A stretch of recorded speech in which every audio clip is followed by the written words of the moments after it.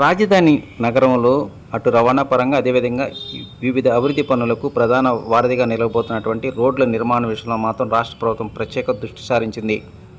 ఈ నగరంలో గ్రిడ్ విధానం ద్వారా రోడ్డు నిర్మాణాలు చేపడుతున్నారంటే తూర్పు నుంచి పడమర వరకు, అదేవిధంగా ఉత్తరం నుంచి దక్షిణ వైపు.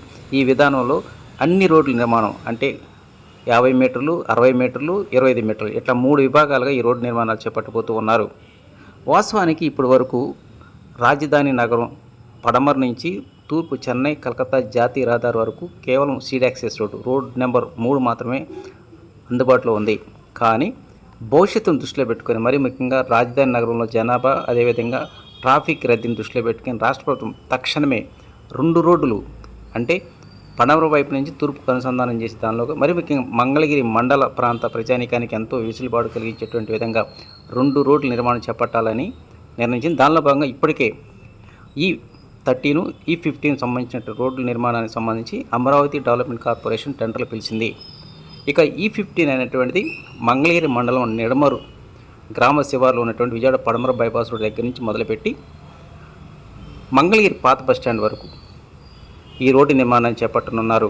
మధ్యలో రైల్వే ట్రాక్పై ROB వస్తుంది. అదేవిధంగా పాత బస్టాండ్ దగ్గర నుంచి ప్రజానికి రాకపోకలు కొనసాగించడానికి అక్కడ భారీ ఫ్లైఓవర్ నిర్మాణం చేపట్టనున్నారు. ఈ విజయవాడ పడమర బైపాస్ రోడ్ దగ్గర నుంచి ఇక్కడ వరకు దాదాపు 3.5 కిలోమీటర్ల మేర ఈ రోడ్డు నిర్మాణం మొదలుపెట్టనున్నారు.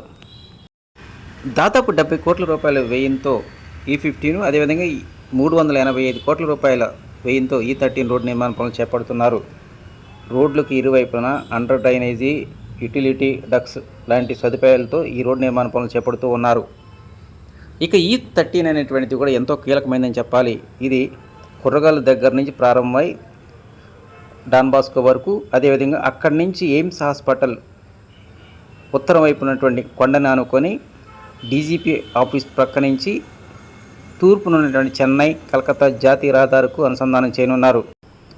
త్వరలోనే E13 అదేవిధంగా E15 రోడ్డు నిర్మాణాలు ప్రారంభించడానికి అమరావతి డెవలప్మెంట్ కార్పొరేషన్ ఇప్పటికే భారీ ప్రణాళికలు సిద్ధం చేసింది.